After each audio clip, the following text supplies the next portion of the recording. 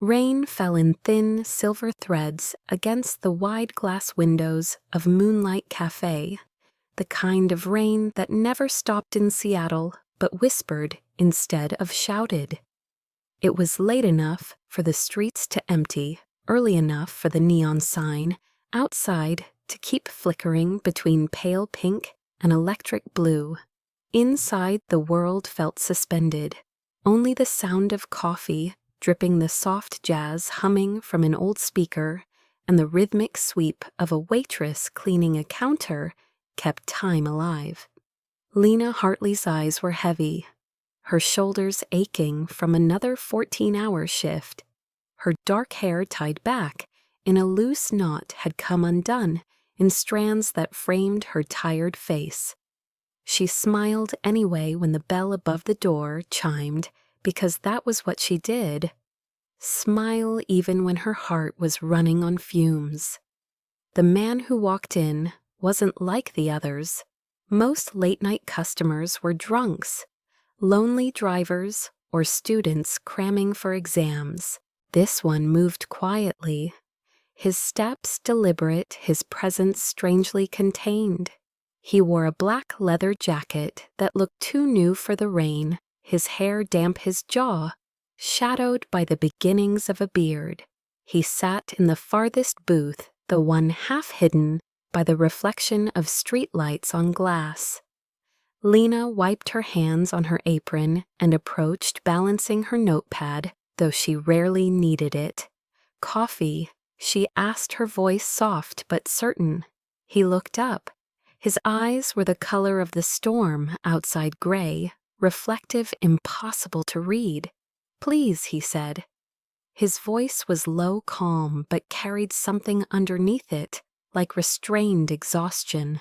She poured his cup, the dark liquid swirling like smoke, and for a moment he watched her movements, as if they were the only thing steady in the room. "You're working alone?" he asked. "My coworker called in." "Sick," Lena replied, setting down the sugar jar. "It's just me and the rain tonight." He almost smiled, not quite.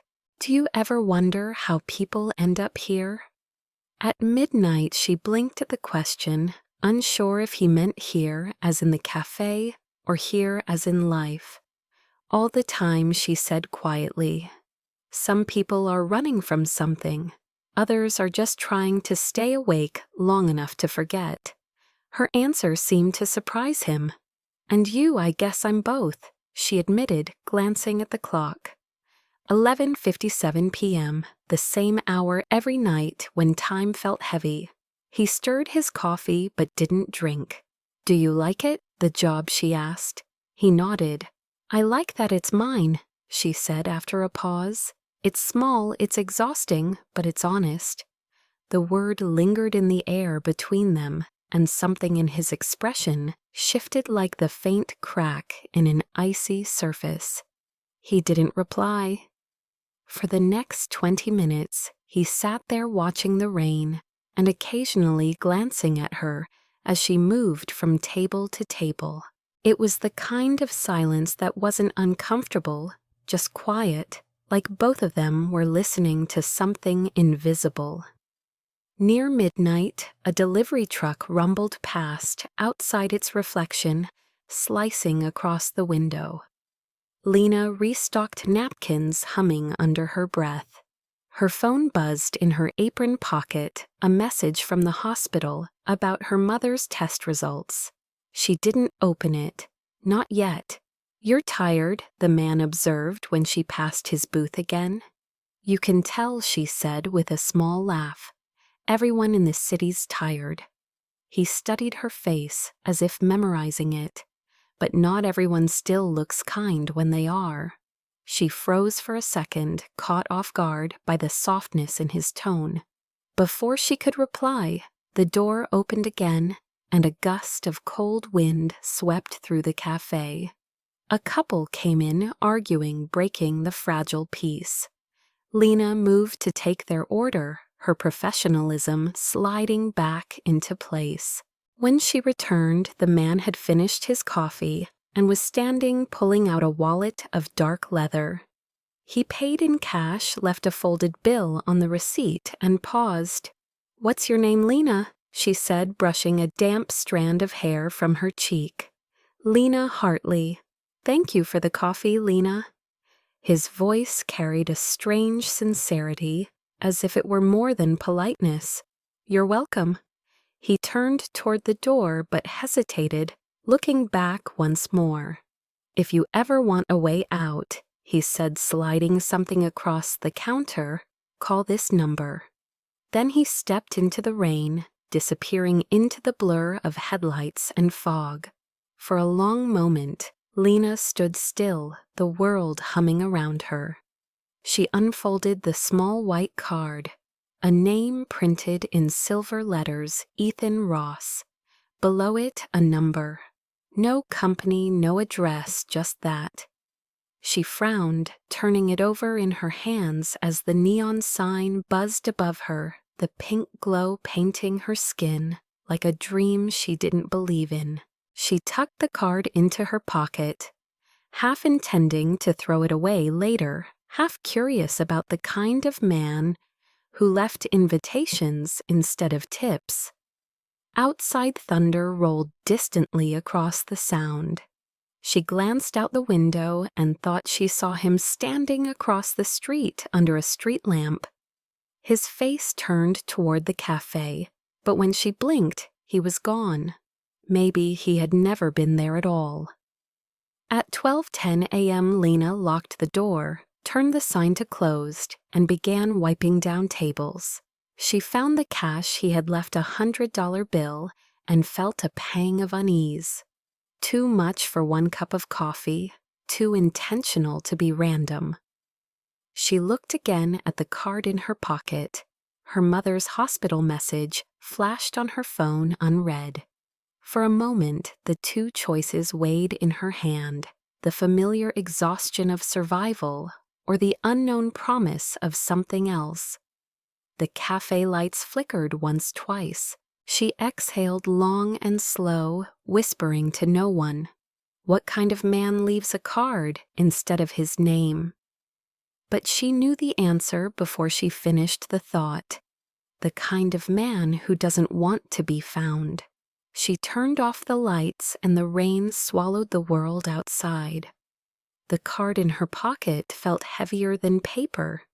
It felt like a door waiting to open. The next morning came with gray skies and the smell of rain that never really left Seattle. Lena sat on the edge of her small bed, staring at her phone screen, where her mother's hospital message waited unread. Her tiny apartment was barely more than a kitchen, with a bed pushed against the wall, a half-broken lamp, and a photo of her mother smiling from a time when they still believed life would get easier. Rent was due in 2 days. Her checking account showed $43. The card from last night sat on the table, clean white, almost daring her to call. She traced the embossed letters with her thumb.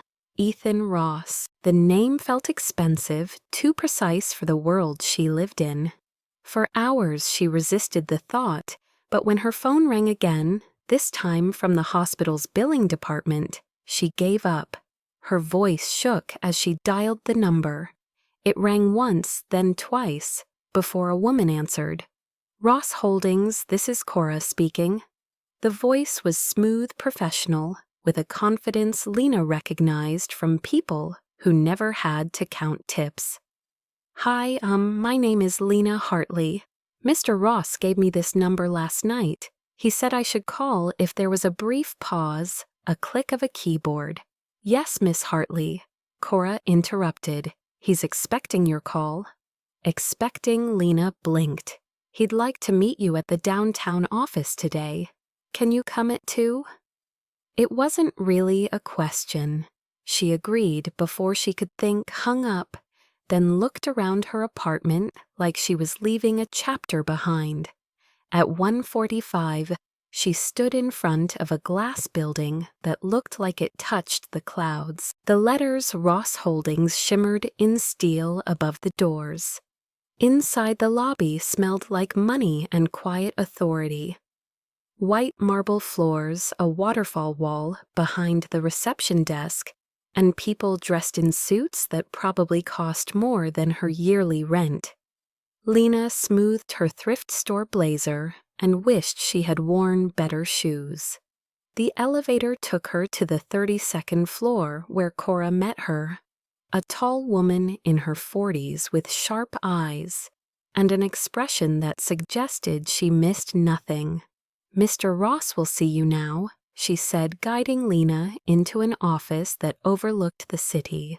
The rain had stopped, but the windows were still streaked with water, distorting the skyline into soft shadows. Ethan stood by the window, his reflection merging with the storm clouds beyond. He turned when she entered, and for a heartbeat, she forgot how to breathe. In daylight, he looked different, colder, more precise, every movement measured. "Miss Hartley," he said, extending a hand. "Thank you for coming.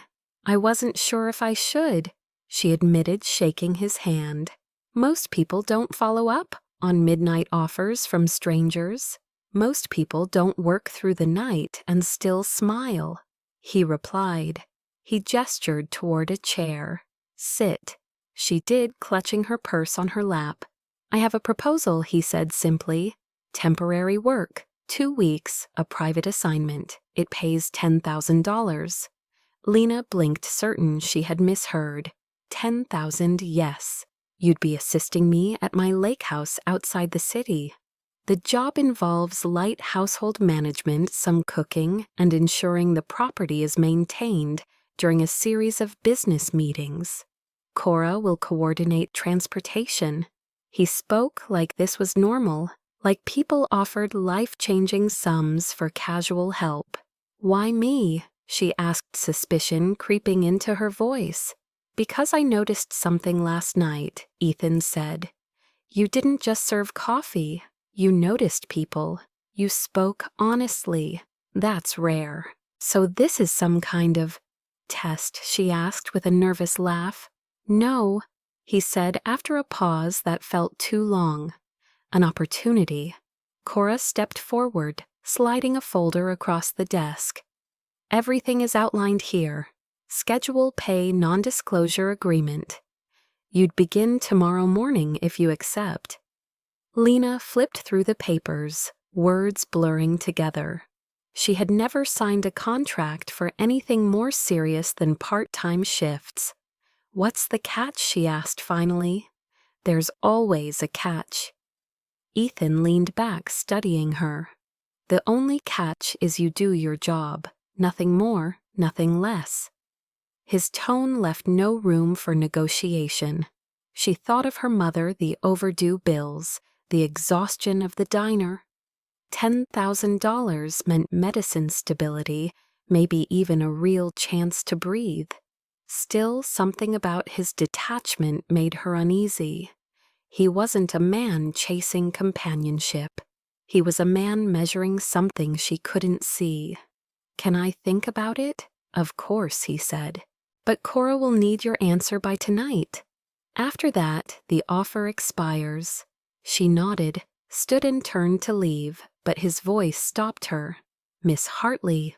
She looked back. "If you accept," he said quietly, "understand this isn't charity. You'll be earning every dollar." The elevator ride down felt endless. By the time she reached the street, her head was spinning. The air smelled like wet pavement and roasted coffee from a shop nearby. She sat on a bench, the contract folder still in her hands, watching people rush past in suits and raincoats. Everyone looked like they had somewhere important to be, except her. At 8 p.m., she sat at her kitchen table again, staring at the folder. Her mother's cough echoed faintly from the bedroom. Lena closed her eyes. The card, the call, the offer. It all felt like the universe had given her a key, but refused to tell her what door it opened. Finally, she signed. Her hands trembled as she wrote her name. Tomorrow, she whispered to herself, I'll just do my job and come home. But deep down, she knew nothing about this felt ordinary. When the phone buzzed minutes later, Cora's voice came calm and precise. A car will pick you up at 7 a.m., sharp. Pack light. The line clicked off. Lena sat in silence, listening to the rain return heavier this time. The apartment lights flickered. She placed the signed contract beside her mother's photo and tried to convince herself that this was just work. But as she lay down, she couldn't stop hearing his words. Not charity. Earn every dollar. She didn't know what kind of man Ethan Ross really was, only that something about him felt dangerous in ways that had nothing to do with money. The drive out of the city felt like slipping into another world. The car Cora sent was black silent and smelled faintly of leather and cedar. Lena sat in the back seat, clutching her small suitcase, watching Seattle fade into mist and pine trees. The further they drove, the quieter everything became, until even the rain seemed to hesitate. When the car finally stopped, she found herself facing a sprawling glass and stone mansion, perched above a lake so still it mirrored the gray sky perfectly. It was breathtaking yet cold, like a photograph of a life she could never imagine living. The driver opened her door. Miss Hartley, welcome to Lake Halcyon Estate. Cora stood at the top of the steps, immaculate in a navy suit, her hair pinned tight, her expression unreadable. Follow me. Inside the house smelled of lemon polish and rain-soaked wood. Floor-to-ceiling windows framed the view of the water. The architecture was minimal, modern too clean for comfort. You'll be staying in the East Wing, Cora said, walking briskly down a hallway lined with abstract paintings. Breakfast at 7, dinner at 6. You'll prepare simple meals and keep the main rooms organized. Mr. Ross values precision. He dislikes delays and excuses. Lena nodded, trying to absorb the rules. How many people live here? Just Mr. Ross. Occasionally a guest. You'll take your instructions from me through email. Email, Lena repeated, surprised. He won't tell me directly. Cora's heels clicked sharply against the marble. He prefers distance. Don't mistake it for rudeness. It's how he manages his world. Her tone made clear the topic was closed. Cora showed her to a guest room overlooking the lake, a minimalist sanctuary of white linen, silver fixtures, and silence. When the door shut behind her, Lena sat on the edge of the bed, feeling like she had stepped into a painting. Outside, the water shimmered faintly, disturbed only by wind. That night, her first email arrived. It was short, sterile, like a memo, prepare breakfast at 7. No onions, coffee strong, check greenhouse temperature at 72 degrees. No need to wait for me. Signed simply E.R. Lena, followed every instruction. She moved through the house like a shadow, careful not to touch anything unnecessary. Ethan appeared only occasionally at breakfast, reading on his phone, barely speaking. He always thanked her politely, but with distance, as if gratitude itself were something he rationed. Days passed. She cleaned, cooked, adjusted. The temperature-arranged flowers sent daily reports to Cora. The rhythm became strange, mechanical, like living in a loop. Yet beneath the silence, Lena felt watched, not by eyes, but by presence. One afternoon, while organizing the pantry, she dropped a jar. It rolled beneath the counter.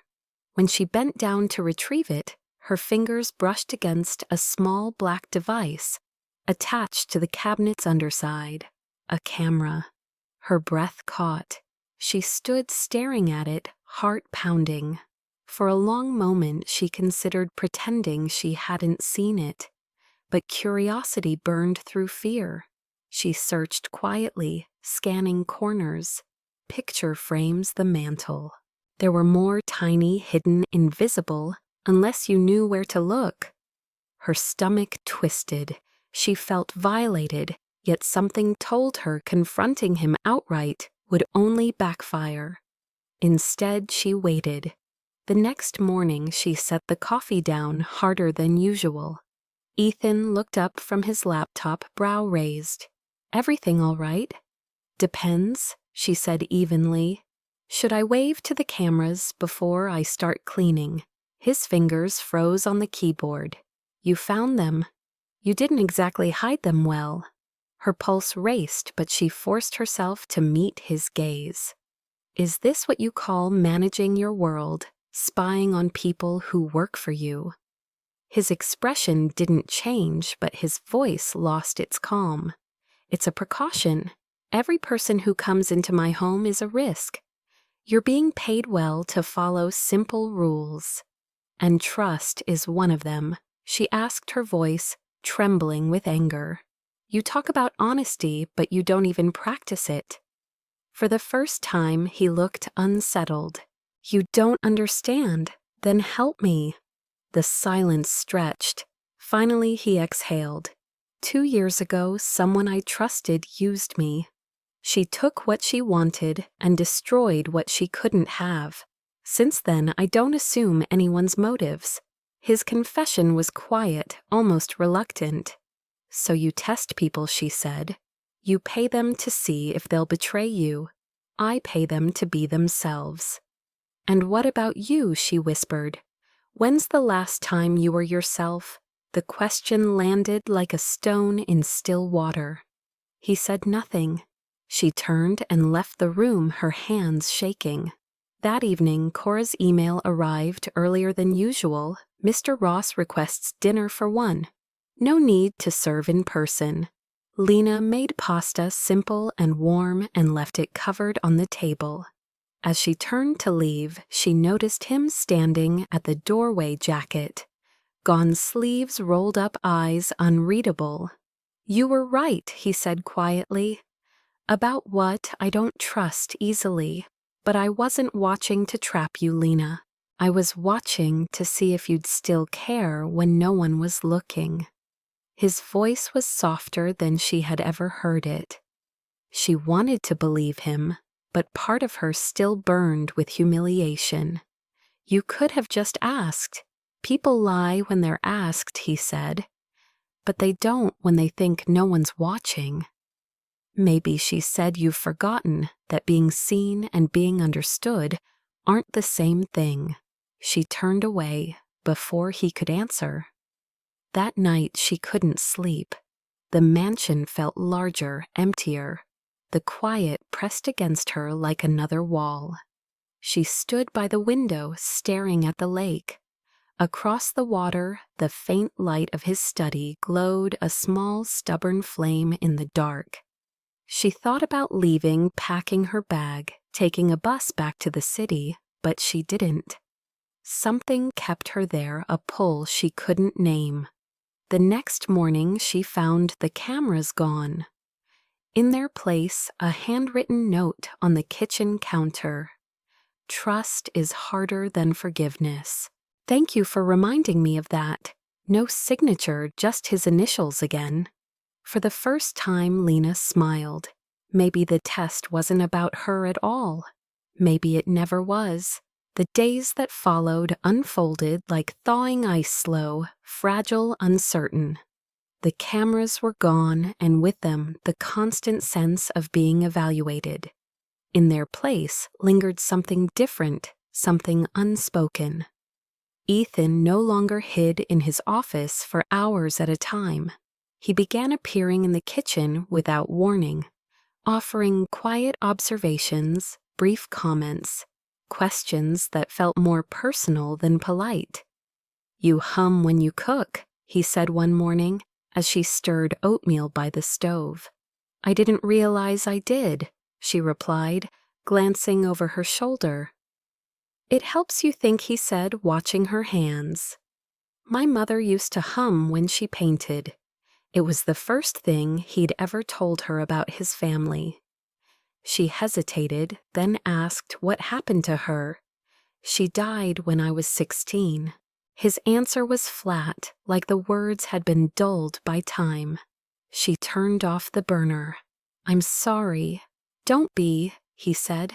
People die. You just learn to keep moving.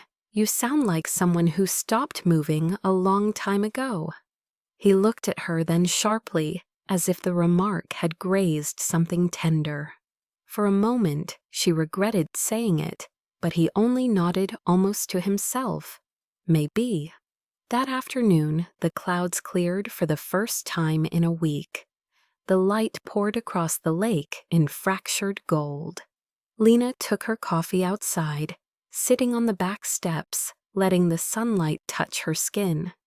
It had been so long since she'd been anywhere quiet enough to hear her own heartbeat.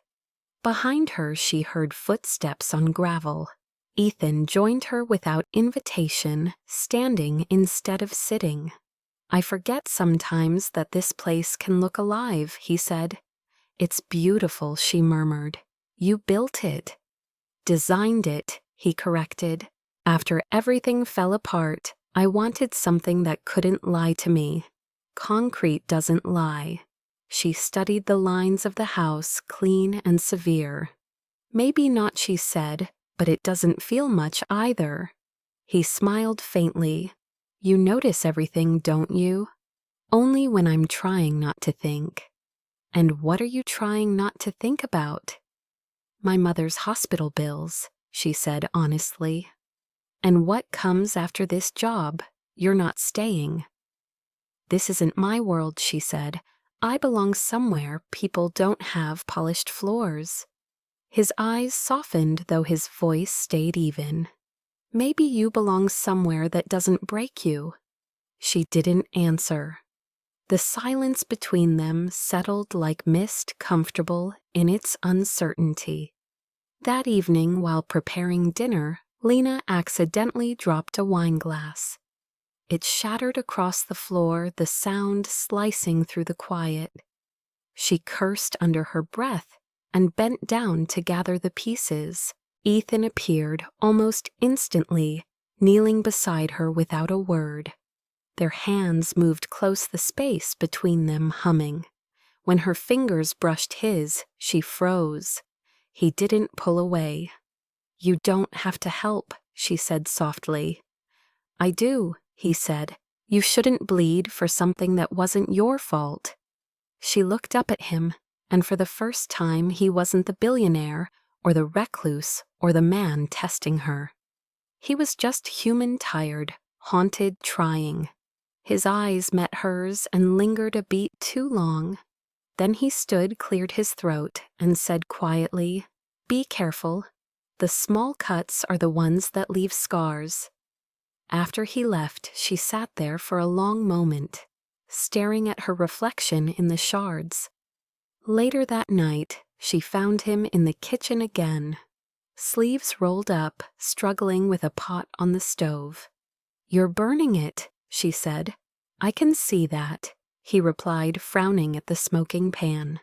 She laughed before she could stop herself, the sound breaking the stillness like a spark. Move over, she said, taking the spatula from him. You're a billionaire who can't cook pasta. I don't have to, he said. That's what takeout is for.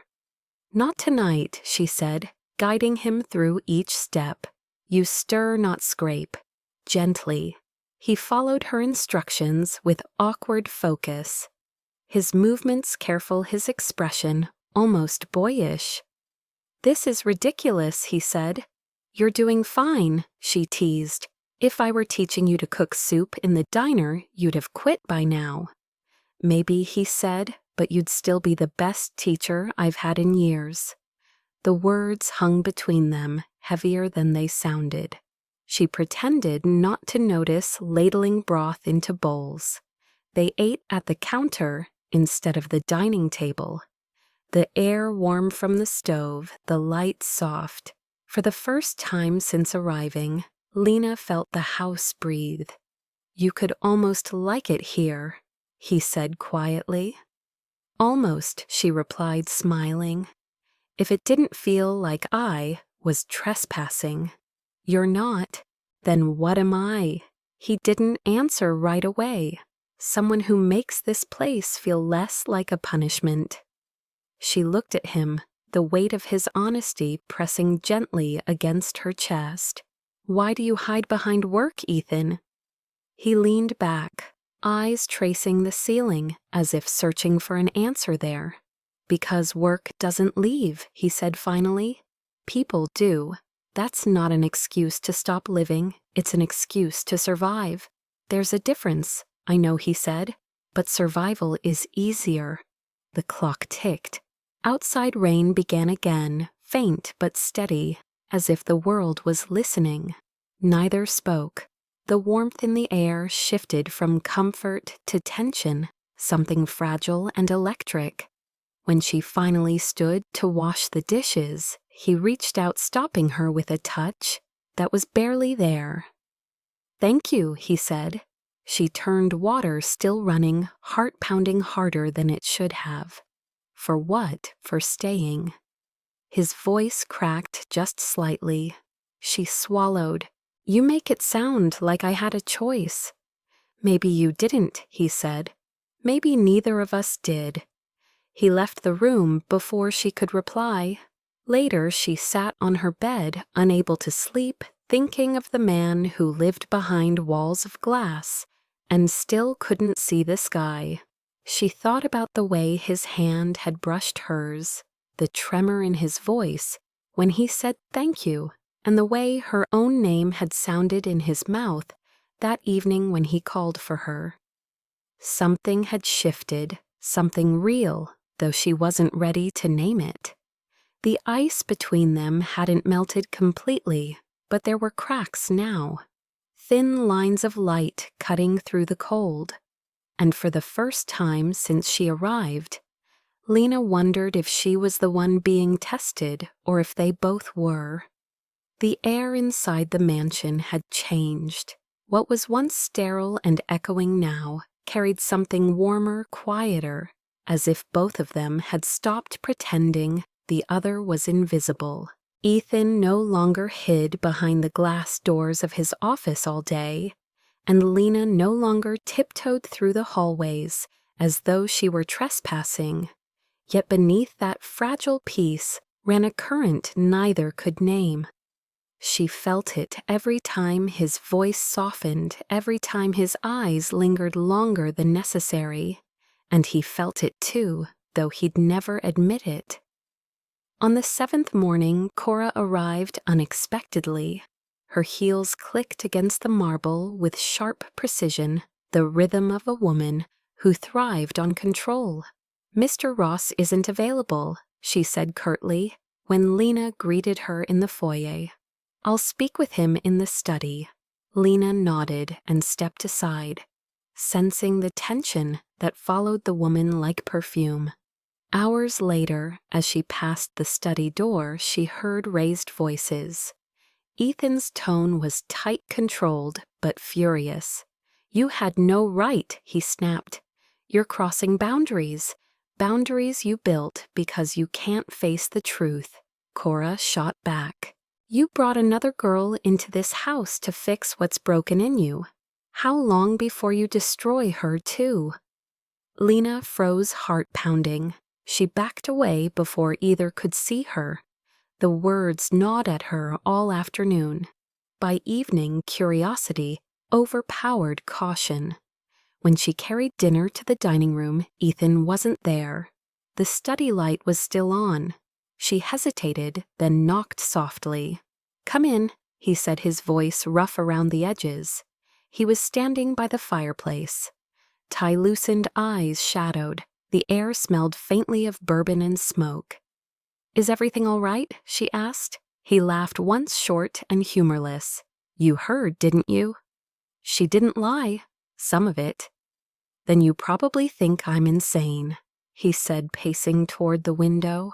"Maybe I am. "Try me," she said. He turned. The firelight flickered against his face, revealing the exhaustion beneath his control.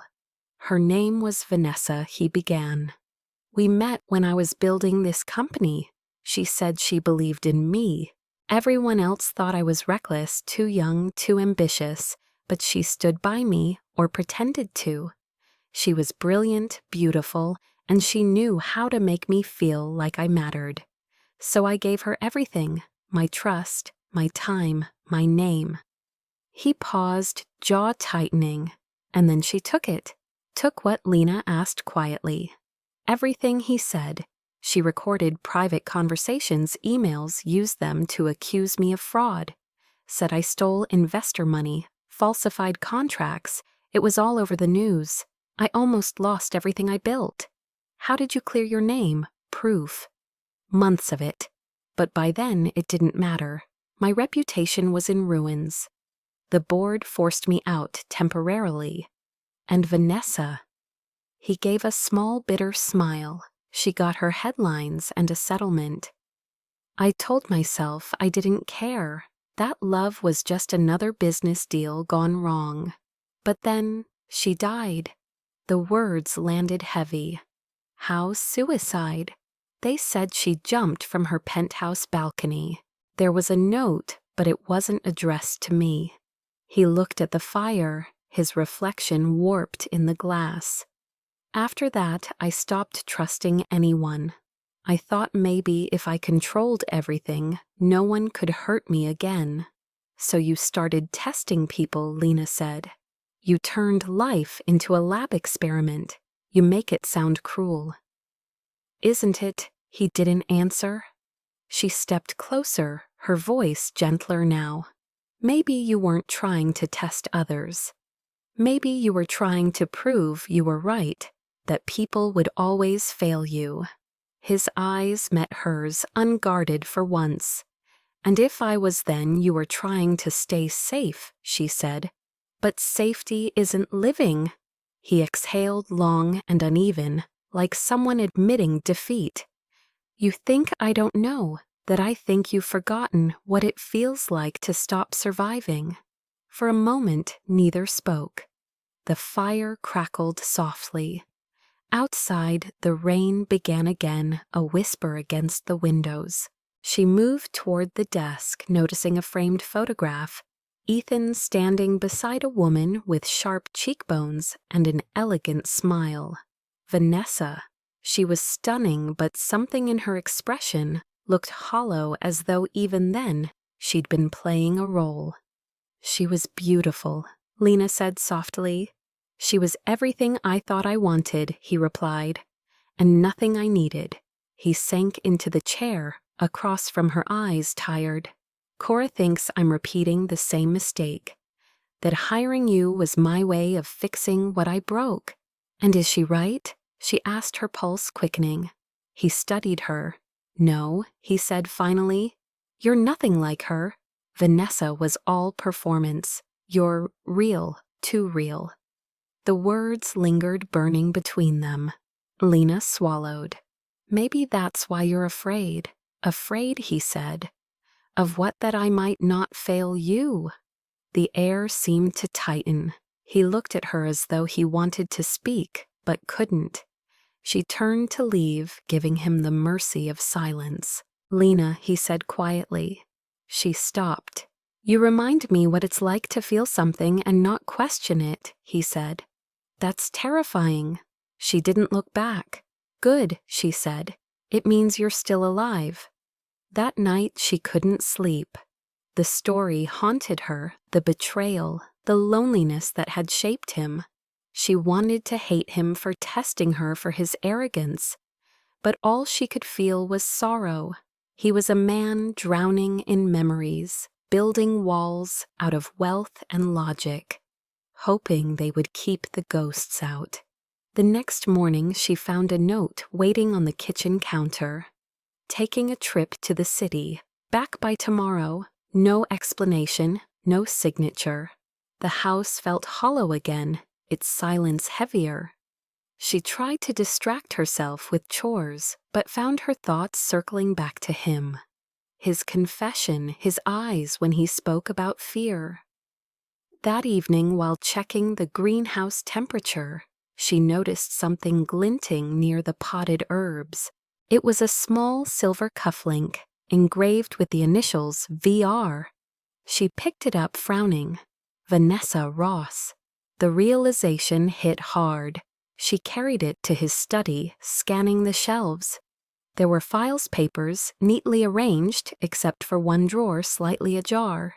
Inside were folders labeled Trust Program, Phase 1 and Behavioral Analysis Candidates. Her stomach turned. Her name was on one of the files. She pulled it out, flipping through the page's notes on her work ethic, her emotional responses, her habits, even the conversation about her mother. Subject displays consistent empathy despite exhaustion. Possible indicator of authenticity. Continue observation. Her vision blurred. A rustle behind her made her spin. Cora stood at the doorway, arms folded. "You shouldn't be in here," she said coldly. "What is this?" Lena demanded. "What is he doing?" "Research," Cora said simply. "Mr. Ross has a vested interest in human behavior. You're one of several participants." "Participants?" Lena's voice shook. "I thought this was a job." "It is. You're being compensated for your time. For being studied like a lab rat." "Don't take it personally," Cora said. "You're not the first." Lena felt sick. "You knew I manage it." Cora's eyes were steady. "It's better than the last girl. She fell in love before she knew it was a test. That didn't end well." Lena's chest tightened. "You're lying, am I?" Cora's tone was almost sympathetic. "You think you're special, Miss Hartley. He's searching for a variable. He can't quantify honesty. But eventually, everyone disappoints him. You will too." Lena stared at her, the truth burning behind her ribs. "I need to hear it from him." Cora's lips curved faintly. "Be my guest, but I'd prepare yourself for the answer." Lena waited in the dark study until she heard his car in the driveway. When Ethan entered, she stepped forward, holding the file in trembling hands. "What is this?" He froze. "Lena, don't," she said, her voice cracking. "Just tell me the truth. Was any of this real?" His eyes closed briefly. "It started as a test, she repeated, disbelief, breaking into a bitter laugh. "So I was another subject on your list. Someone to measure, to dissect, to prove your point?" "No," he said quickly. "You changed it. Don't you dare say that." Tears stung her eyes. "You made me believe you were human. You made me believe in this place in you.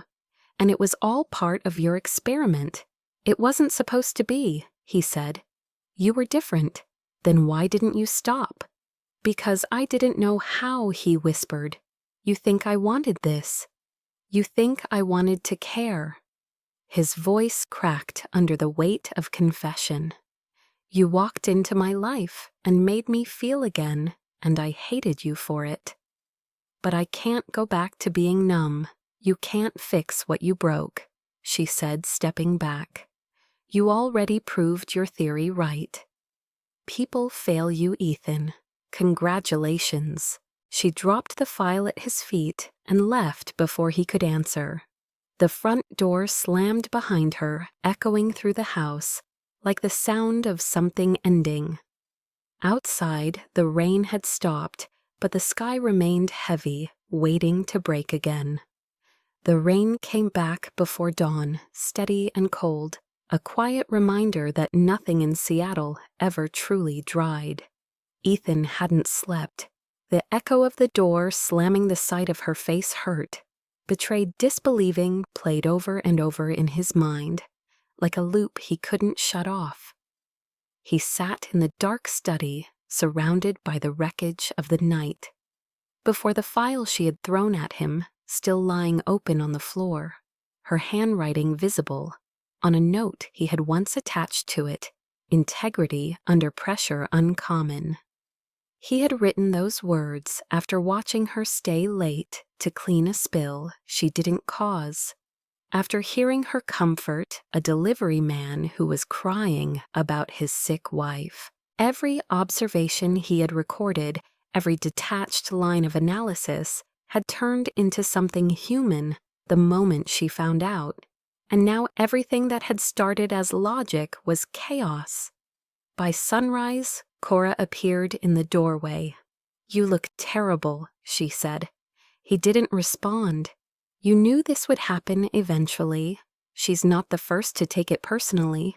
She's the first who mattered," Ethan said. Cora's expression hardened. "You're letting emotion cloud judgment again." She saw the files. "If she talks, she won't," he interrupted. "She's not like you think. You've said that before." Her tone dripped skepticism. "I told you from the start, these experiments, this obsession with trust, it's self-sabotage. You can't quantify emotion." He stood, the exhaustion in his body replaced by anger. "Get out," he said quietly. "We're done." She blinked. "Excuse me, I said we're done. Resign effective immediately." "You can't fire me," she hissed. "I built this system for you." "Exactly," he said. "And it's killing everything good left in me." He walked past her out of the study, leaving her frozen behind him. By the time he reached the main hall, his phone vibrated with an alert, an email from the company's internal security team. Confidential data leak detected. Ross Holdings private research source trace pending. His pulse spiked. He opened the file and froze. The leak was real screenshots from his private notes, financial reports, and internal memos already circulating in investor group chats. Someone had broken into his personal archive. For a moment his mind flashed to one face. Lena. No, she wouldn't. She couldn't. But then Cora appeared again, holding her own phone. "The timing is convenient, isn't it?" she said coldly. "She leaves angry, and within hours, the press has your research. You trusted her, Ethan. You always trust the wrong people." He stared at her. "What are you saying?" "That maybe your instincts are exactly as flawed as I warned you," she replied. "I'll handle damage control. We'll issue a statement by noon. But for God's sake, stop defending that girl. She sold you out. Get out." He repeated, this time sharper, but she was already walking away, leaving her words hanging like poison in the air. He wanted to believe Lena wouldn't betray him, but the doubt had already taken root. By afternoon, headlines began appearing online. Billionaire CEO conducts secret psychological experiments on employees. Anonymous sources, confidential memos, photos of the mansion, everything that could ruin him in a day. He tried calling her, no answer. He tried again, straight to voicemail. Finally, he drove to her apartment, only to find the hallway dark and empty. The landlord telling him she'd packed up that morning. Gone. He returned to the mansion in silence. Outside, the lake reflected the gray of the sky, blank and cold. He stood at the window where he had first watched her hum while cooking, his reflection, now a ghost against the glass. He told himself it didn't matter. He told himself she had proven his theory right. But when he looked around the house and saw the coffee mug she'd left by the sink, the folded apron on the counter, the scent of her perfume, faintly clinging to the air, something inside him broke. By evening, his company had called an emergency board meeting. He joined via video. His voice flat as he answered their questions, his body moving automatically. When the call ended, he poured himself a drink, then another, until the lake outside blurred. Hours passed. The house felt too large. Every sound echoed too long. When the security system chimed, one car approaching the gate, he ignored it. But the knock at the door pulled him from the stupor. He opened it to find Cora, standing there again, rain dripping from her umbrella, her face pale. "We need to talk," she said. "Now's not the time," he muttered. "You don't understand. They traced the leak. It wasn't her." He froze. What, someone used her credentials? "Yes, but the login originated from my workstation." "I swear I didn't stop," he said, cutting her off. "Save your breath." The realization hit him like a blow. "You framed her." "Ethan, listen to me," she said, her composure cracking. "I didn't mean for it to go this far. She was distracting you, and you were about to dismantle everything we built." He stepped closer, voice low but sharp enough to cut. "You destroyed her life because I cared." "Because you were losing yourself," she snapped. "Everything you are, all your control, it disappears around her." "I was protecting you. You were protecting your job," he said. "Now get off my property before I call the police." "Ethan, please," she started, but the look in his eyes silenced her. She left without another word. When the gate closed behind her, he stood in the rain, letting it wash over him until the weight of what he'd done crashed down. He had accused Lena in silence, doubted her when she needed his trust most, and now she was gone. He went back inside, drenched the silence deafening. Her voice replayed in his mind. "Maybe you're not testing them. Maybe you're just afraid to be loved again." He understood now that fear had been the experiment all along. The next morning he drafted his resignation letter. "Effective immediately, I withdraw from all leadership duties at Ross Holdings. I will assume full responsibility for recent disclosures and financial damages." He signed it and sent it to the board before he could change his mind. Then he opened his personal email and wrote to her, though he didn't know if she'd ever read it. "You were right. I was afraid.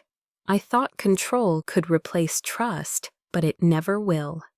You were the only truth I ever found, and I failed you. If I ever deserve forgiveness, I'll be at the place where it all started. Midnight, Moonlight Cafe." He pressed send. The message didn't bounce back. Maybe she'd see it, maybe she wouldn't. That night the mansion felt dead. The rain had stopped, but the silence was worse. He sat by the fire, staring at the flames, waiting for a knock that never came. When midnight arrived, he drove into the city anyway. The streets glistened under the glow of streetlights. He parked across from the old diner. The sign flickered faintly, the same pink and blue glow. Inside, everything was dark, closed, but he stayed there waiting, the engine running the clock, ticking past 1, then 2. The sky began to lighten by the time he finally left the city, waking as his heart sank heavier than before. She hadn't come. He had no right to expect her to. Somewhere behind him, dawn broke over the skyline, and Ethan realized that for the first time in years, he felt truly empty, and that emptiness was the price of what he'd done. The days blurred after that night at the empty cafe. Ethan didn't remember the drive back to the mansion, only the feeling of quiet collapse that followed. The house, once a symbol of order and control, now felt like a mausoleum built for his own mistakes. He stayed there alone, shutting off the lights one by one, until the entire property was dark, except for his office where the fire still burned low. The resignation had made the news. Ross Holdings confirmed his departure, and the board's official statement painted him as a visionary in need of rest. But the headlines beneath were less forgiving. Disgraced CEO withdraws amid ethics scandal. Billionaire's psychological experiments exposed. Each one was a mirror of his past, a cruel repetition of the story he'd lived through with Vanessa. He had recreated his own downfall just to prove he could survive it. For a week, he barely spoke to anyone. The staff had been dismissed, Cora's access revoked. The silence pressed on him like water closing over a sinking body. On the 8th night, a storm moved in from the coast, the kind of wild wind that battered the lake until it seemed to roar. Ethan stood by the window, watching lightning fracture across the horizon. For a second, he saw her reflection in the glass. Lena standing there, hair-damp eyes calm, but when he turned, the room was empty.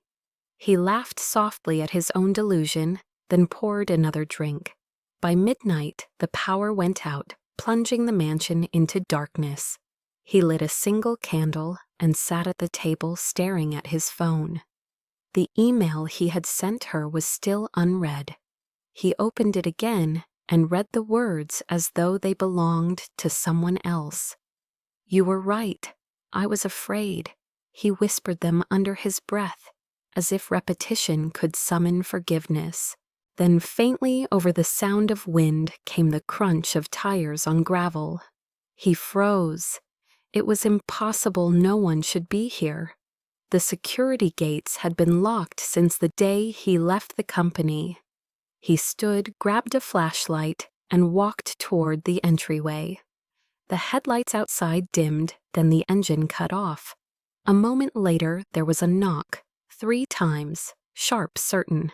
He opened the door. A man in a dark raincoat stood there holding a small envelope. "Delivery for Mr. Ethan Ross," he said. Ethan frowned. "At this hour, instructions were specific," the man replied, handing him the envelope before turning back into the storm. Ethan closed the door and tore it open. Inside was a folded sheet of paper, handwritten in blue ink.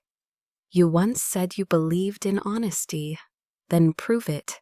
Come tomorrow to the city courthouse, 10 a.m. Tell them the truth." There was no signature, but the handwriting was familiar, her handwriting. He ran his thumb across the paper, as if touch alone could make her appear. She hadn't abandoned him, not completely. She wanted him to fix what he had broken. The next morning he drove into the city, the rain gone but the sky still heavy. The courthouse steps were crowded with reporters. Cameras flashed as he approached, but for once he didn't flinch. Inside, the air smelled of old wood and anxiety. A public hearing had been scheduled to address the corporate investigation. The board wanted to distance themselves, but Ethan had come to take responsibility. When his name was called, he stepped to the stand. Mr. Ross, the lawyer, began. "You're aware that your research program involved unauthorized psychological profiling of employees?" "Yes," Ethan said. "It was my design, my failure, and my choice. Every action taken under that project should be attributed to me alone." Murmurs rippled through the room, and the confidential data leak. "Also my responsibility," he said. "The fault wasn't in the system. It was in the intent. I let fear disguise itself as science." He met the lawyer's eyes steadily. "You can't build trust by measuring it. You have to live it." The room fell silent. The lawyer cleared his throat, uncertain how to continue. When the hearing adjourned, Ethan walked out into the sunlight blinking. The reporters swarmed, but their questions blurred into noise. He kept walking until he reached the street corner where someone stood, waiting by a parked bus. Lena. She wore a plain gray coat, her hair loose, her face unreadable. For a second he couldn't move. Then she turned slightly, meeting his gaze. "You did it," she said softly. "You told the truth, because you asked me to."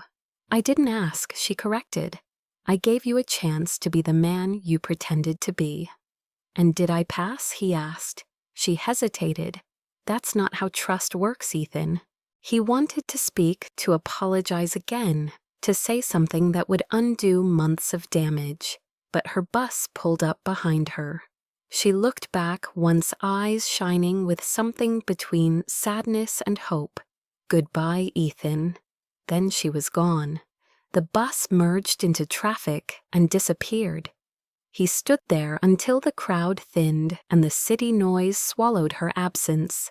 For the first time, there were no cameras, no experiments, no control, only the raw truth of consequence. That night, he didn't return to the mansion. Instead, he drove aimlessly, ending up near the hospital district where the windows glowed in sterile blue. He parked and sat in silence, watching people come and go, nurses pushing carts, families holding hands. In one window, he saw a woman laughing softly as she fed soup to her mother. He thought of Lena's voice when she spoke about her mom, and for the first time he understood that love wasn't something to test. It was something to care for, to protect, to earn. Over the next few days, Ethan began dismantling what remained of his empire. He liquidated holdings donated to mental health programs, transferred the mansion's title to a charity foundation. It didn't erase what he'd done, but it felt like a beginning. The first real one. Weeks passed. The storms gave way to spring. One morning, while finalizing paperwork at a downtown office, the receptionist handed him an envelope. "It was dropped off this morning," she said. Inside was a single photograph, Lena, standing in front of a small building, a sign above reading Women's Renewal Center. On the back, she had written, "We help women start over." Sometimes that includes men, too. No address, no message, just that. He smiled for the first time in months, not because she forgave him, but because she was still out there building something good. That night, he returned to the lake house one last time. The air was clear, the sky wide open. He stood at the dock, watching the reflection of stars ripple on the surface. The house behind him was dark, now empty of ghosts. "You were right, Lena," he murmured. "I spent years building walls to stay safe, but you," his voice caught, "you were the one who made me want to open a door." He didn't know if she could hear him, but somehow it didn't matter. Something inside him had shifted. He turned off the last light, locked the door, and drove away from the mansion for good. The fall had broken him, but the awakening, the quiet understanding that love required surrender, not control, was what finally set him free.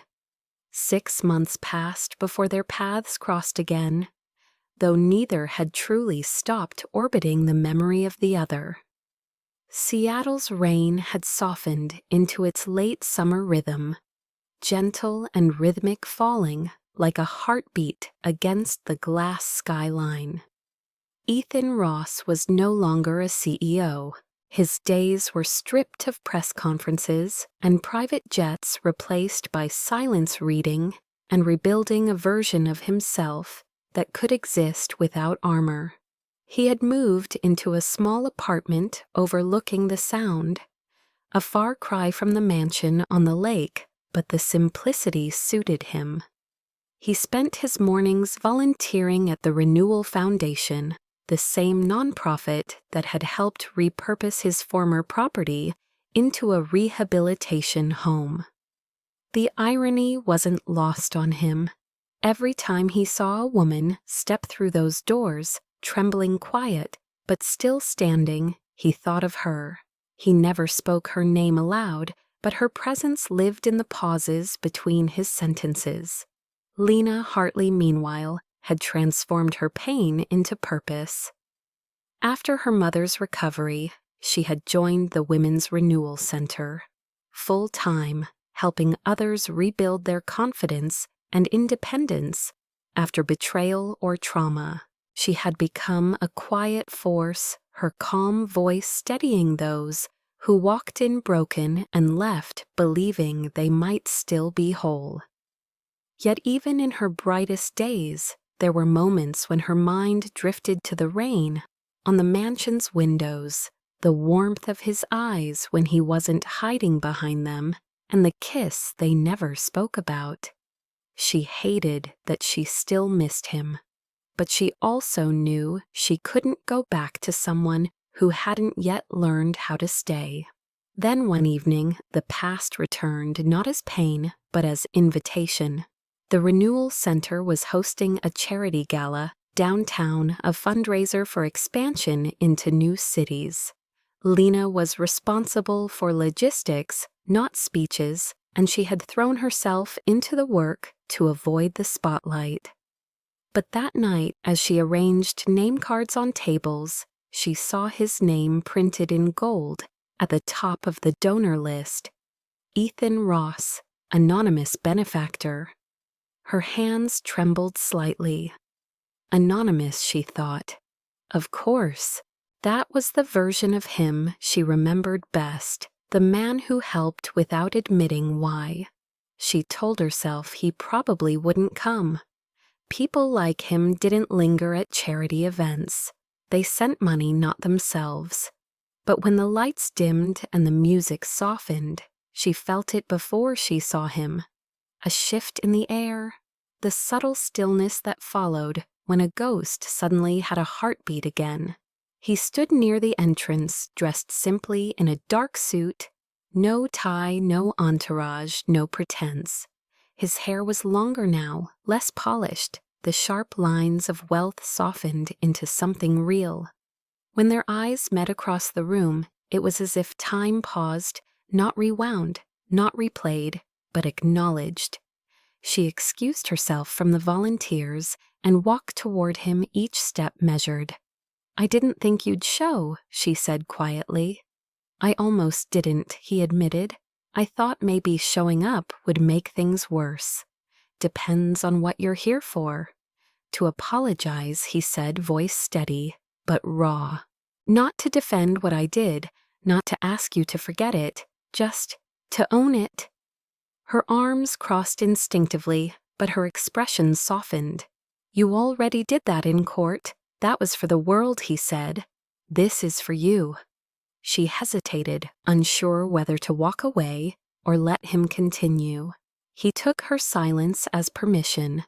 "When I created those experiments," he said, "I told myself they were about truth. But really, they were about control.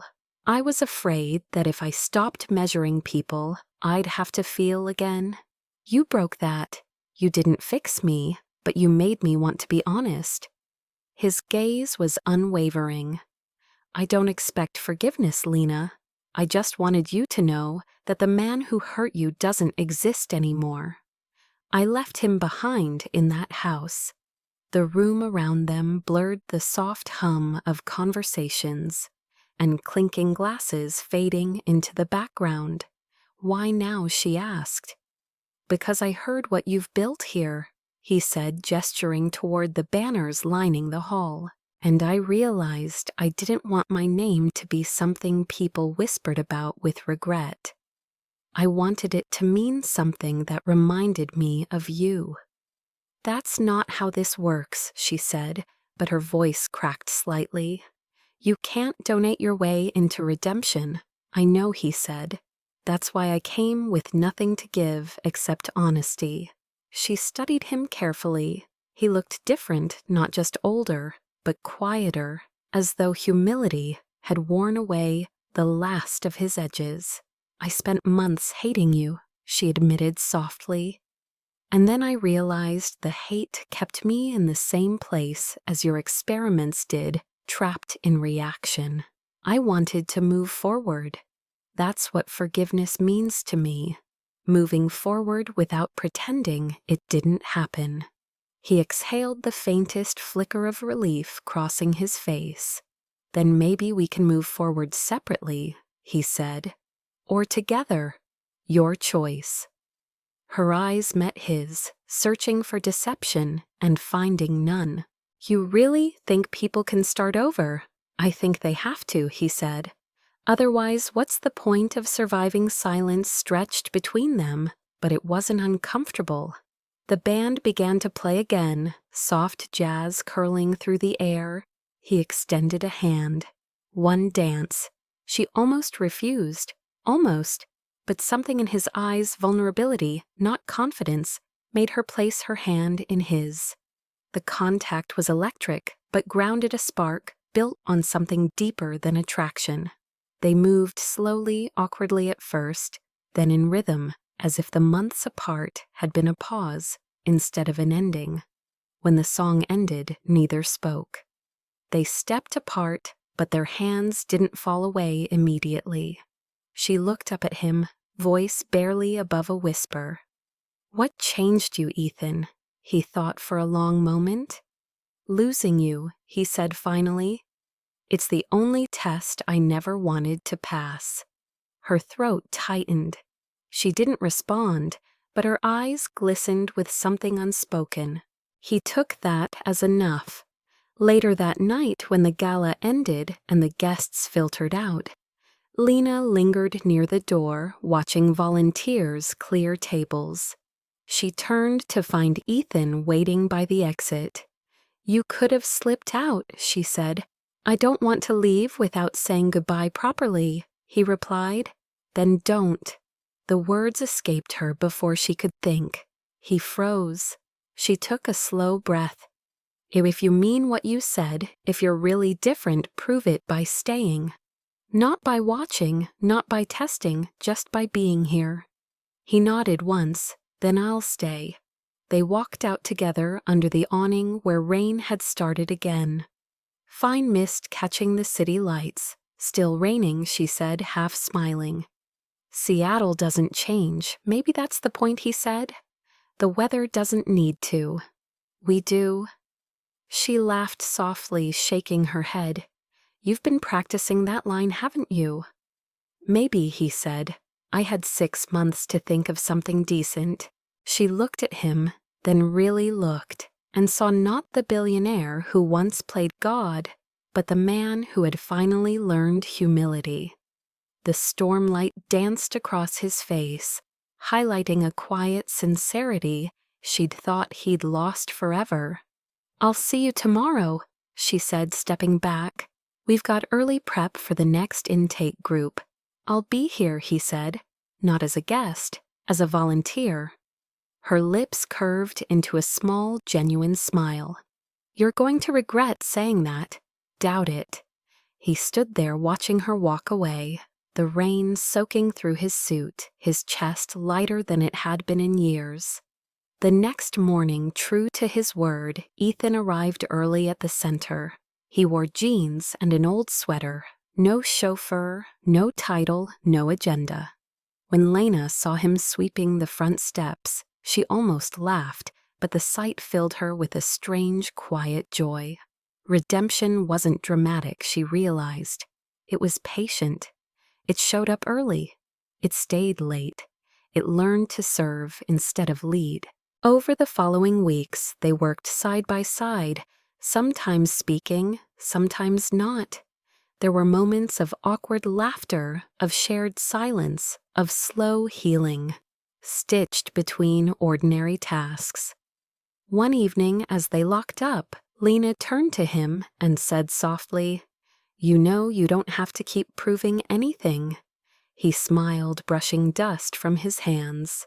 "I'm not. I'm just grateful for the chance to try." The sunset burned over the water, the same hue as that first night in the cafe. The light caught her hair, and he thought this is what it means to start over, not forgetting the storm, but learning to live in the rain. The days that followed settled into a rhythm that felt almost like peace. The Renewal Center became their shared world, quiet mornings brewing coffee before the doors opened, long afternoons spent organizing files or unpacking donations, evenings filled with the low hum of gratitude from people learning how to breathe again. It wasn't romantic in the traditional sense, but it was intimate in the way that truly mattered. Trust was built in silence, brick by brick, moment by moment. Ethan never pushed. He never mentioned the past again or the feelings that still flickered beneath their calm exchanges. He simply showed up every day, exactly as he said he would. Lena noticed. She noticed the way he helped others without waiting for acknowledgement, the way he listened when no one else did, and the way he sometimes looked at her careful reverent, as if afraid one wrong word might shatter what they had rebuilt. But healing was never linear, and love, if that's what this was becoming again, was even more unpredictable. One afternoon, as the center prepared for its autumn benefit dinner, a journalist arrived unannounced. Ms. Hartley, the woman, said we're doing a feature on the Renewal Center's donors and staff. We heard Ethan Ross is volunteering here. Are the rumors true that you two have rekindled your relationship? Lena froze, heart thudding. There's no story here, she said quickly. But the reporter's smirk told her the damage was done. By the next morning, the headline spread across several outlets: Disgraced Billionaire Finds Redemption and Love at Charity Center, run by former employee. Photos followed, shots of them unloading boxes, together smiling. It wasn't scandalous, but it wasn't private either. When she arrived that morning, Ethan was already in his office reading the article. He looked up as she entered, his expression unreadable. "I'm sorry," he said quietly. "You didn't do this," she replied. "But it still hurts. Because it makes this feel like a headline again.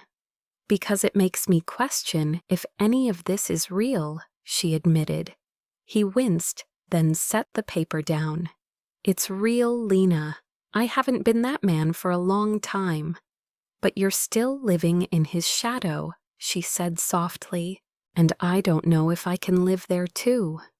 The words hung between them, heavy with the weight of old fears. She left before he could respond, retreating to the back storage room where boxes stacked like barricades. For the first time in months, she felt that same dizziness she'd known the night she discovered the cameras in his mansion, the sense of being seen without permission. Only this time it wasn't surveillance. It was the world watching, waiting for her to fail. Hours passed before Ethan found her again. "I talked to the journalist," he said gently. "She'll retract the piece. I'll make a statement clarifying that we're just colleagues." "You don't have to do that," Lena said, turning away. "Maybe it's better if people think what they want. It's not like I've ever had control over how the world sees me." He hesitated. "You think I care about what they say?" "I think you're used to controlling the story," she replied. "That's how you've survived." "And how have you survived?" he asked. "By pretending none of it matters." Her silence was answer enough.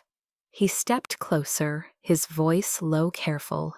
"You told me once that forgiveness meant moving forward without pretending. I've been trying, Lena, every day, but if we keep letting fear decide what's real, then maybe we never really healed at all." She closed her eyes, torn between the part of her that wanted to run and the part that wanted to stay. "I don't want to be another chapter in your redemption," she whispered. "I want to be something that stands on its own." "Then let's build it," he said. "Together." She opened her eyes. "You make it sound so simple."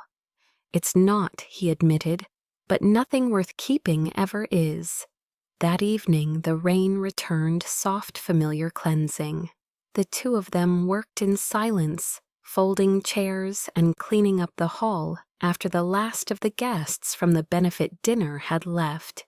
When they finished, the center was quiet. the air thick with that unspoken electricity that always seemed to rise when they were alone. Ethan looked around at the empty space. "You know," he said, almost smiling, "I keep thinking about that first night we met. The diner, the coffee that was more water than caffeine. Moonlight Cafe," she said softly. "I haven't been back since. Neither have I," he said. "But I drove by last week. It's up for lease again." She blinked. "You're kidding. I'm not. It's just sitting there waiting." "I thought maybe—" He trailed off, then met her eyes. "What if we bought it back, not as a business, but as a place for people like us? Somewhere no one gets tested, only seen." She stared at him, caught between disbelief and something dangerously close to hope. "You'd really do that? I'd do it with you," he said. "On one condition." "What's that? No cameras this time, just us." The words landed with quiet finality, simple yet profound. She exhaled a slow, trembling breath that felt like release. "You realize that sounds completely insane?" "Probably," he said, smiling faintly. "But maybe it's the only kind of sane that matters." The next morning they drove into the city together. The cafe looked smaller than either remembered its windows, dusty, its sign faded. But when they stepped inside, the smell of old coffee and wood polish still lingered. It felt like stepping into a memory that had been waiting for them to return. "It's not much," he said, running his hand along the counter. "It's enough," she said, "for something new." He turned to her. "Then let's begin again." And for the first time, she didn't hesitate. She reached up, brushed the rain from his cheek, and kissed him. It wasn't a perfect kiss, not cinematic or rehearsed, but it was real and warm and human. The kind that tasted like redemption and new beginnings. When they pulled apart, she laughed softly through the tears she hadn't realized were falling. "So what now?" she asked. "Now," he said, glancing around the quiet room, "we build something that lasts, one honest day at a time." Outside the city, lights reflected in the wet pavement like stars fallen to earth. Inside, two people stood surrounded by dust and promise, holding each other as if they finally understood that love wasn't a test to pass, it was a place to stay. 1 year later, the first light of morning spilled through the front windows of Moonlight Cafe, painting soft gold across the worn wood floors. The sign outside gleamed anew, hand-painted letters, catching the sunrise. Moonlight Cafe, where trust begins again. Inside, the air smelled of fresh coffee cinnamon and something gentler like hope made tangible. Lena moved between the tables, humming softly as she arranged vases of wildflowers, collected from the farmer's market at dawn. The cafe had become more than just a place for coffee. It was a refuge, a quiet corner of the city, where people came not to escape the world, but to remember its gentleness. On one side, a group of single mothers shared laughter over breakfast. At the back table, a young man with a fresh start from the renewal center filled out job applications while sipping from a chipped mug. The walls were decorated with photographs, moments captured from lives rebuilt. Smiling faces, clasped hands, small victories. Lena paused, looking around with quiet pride. Every detail had been touched by intention, from the open bookshelves filled with donated novels to the community board, pinned with handwritten notes that read, "Thank you for believing in me," and "I found a job today." Behind the counter, Ethan stood at the espresso machine. Sleeves rolled, focused entirely on steaming milk, as if the act itself were sacred. He looked nothing like the man he once was, the one who measured human worth in data and control. His hair was messier now, his laugh easier. He wore an apron with a small coffee stain near the pocket and moved with the calm assurance of someone who had learned to live without needing to prove anything. When he saw her watching, he smiled. "You're staring again," he teased. "I'm admiring quality workmanship," she said. "The coffee or the barista?" "Both," she replied, and his laugh filled the space, like sunlight breaking through clouds. The bell over the door chimed as a new wave of customers entered, locals, workers, travelers passing through. Ethan handed her a latte, the foam shaped into a crooked heart. "Not perfect," he said. "Neither are we," she replied, taking a sip. "That's what makes it real." Around them, the rhythm of life continued, dishes clinking chairs, scraping soft chatter weaving through the background music. It was the kind of ordinary morning that once upon a time neither of them believed they'd ever have again. At noon, the crowd thinned and Lena slipped outside for a moment of quiet. The rain from the night before had left the street shimmering. Across the road, children splashed in puddles while their mothers called after them, half scolding, half laughing. The world she thought was beautiful precisely because it never stopped beginning again. She leaned against the doorframe, watching the reflection of the cafe's sign ripple in the puddles. "Hey," Ethan said, joining her. "You disappeared." "Just thinking." "Dangerous habit." "Necessary one," she countered. "If I didn't stop to think, sometimes I might forget how far we've come." He followed her gaze to the sign. "It's strange," he said. "A year ago this was an empty building. Now it feels like home." "It is home," she said simply. "For us, for others, for anyone who needs to start over." He nodded, quiet for a moment. "Do you ever think about the mansion?" "Sometimes," she admitted, "but not with bitterness. It's part of the story. The place where everything broke so something better could grow." "You make it sound poetic." "That's because it is," she said softly. "Pain isn't the end. It's just a harder kind of beginning." He smiled at that, then reached into his pocket and pulled out a small envelope. "I was saving this for the right moment," he said, handing it to her. Inside was a single photograph, the two of them standing in front of the cafe's sign on opening day, surrounded by volunteers and laughter. On the back, written in his careful handwriting, were 5 words: "We passed the only test." She looked up, eyes glistening. "You kept this. I keep everything that matters." She stepped closer, resting her forehead against his chest. "You know," she said quietly, "I think we both finally figured out what love actually means." "And what's that?" he asked, voice low. "It's not about testing someone's heart," she said. "It's about standing beside them when they fail and when they try again."